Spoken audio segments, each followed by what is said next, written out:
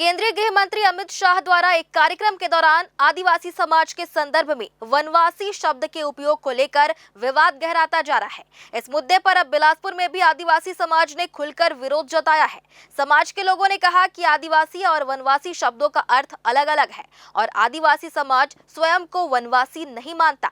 प्रदर्शन कर रहे लोगों ने कहा कि आदिवासी इस देश के मूल निवासी हैं और उनकी पहचान, इतिहास और अधिकारों का सम्मान किया जाना चाहिए। उन्होंने आरोप लगाया कि आदिवासियों को वनवासी कहकर उनकी मूल पहचान को कमजोर करने की कोशिश की जा रही है।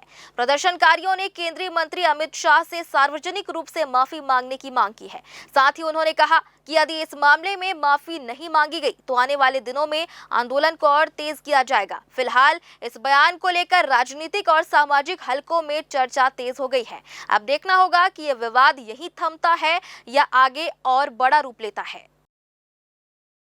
विगत 24 तारीख को मई में दिल्ली में अभी वनवासी संस्कृति महासमागम कार्यक्रम रखा गया था वनवासी कल्याण आश्रम के द्वारा। उसमें हमारे प्रदेश के यशस्वी गृह मंत्री श्री अमित शाह जी द्वारा हमारे आदिवासियों को वनवासी कहकर बार बार संबोधित करना, ये अमित शाह जी को अशोभनीय शब्द का उपयोग करना शोभा नहीं देता। क्या है, हम मूल निवासी है, जल जंगल का वासी, हम लोग आजीवन आदि काल से जल जंगल में रहने वाले आदिवासी है। वनवासी उसको बोलते हैं जो पहले एक त्रेता युग में राजा महाराजा के बच्चे लोग राजवंश के पीढ़ी कहीं किसी कारणवश वन में जाके वास करते थे, विचरण करते थे, उसको वनवासी बोला जाता है। ऋषि मुनि को वनवासी बोला जाता है।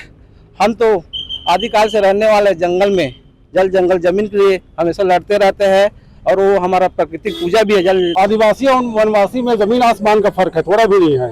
आदिवासी उन लोगों को कहते हैं जिनकी सभ्यता मेसोपोटामिया, माया, मोहनजोदड़ो या सिंधु घाटी से पहले विकसित हुई है। हमारे बाद ही सभ्यता विकसित हुई है।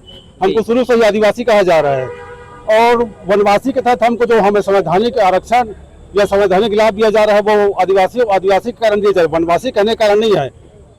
हमारे केंद्रीय मंत्री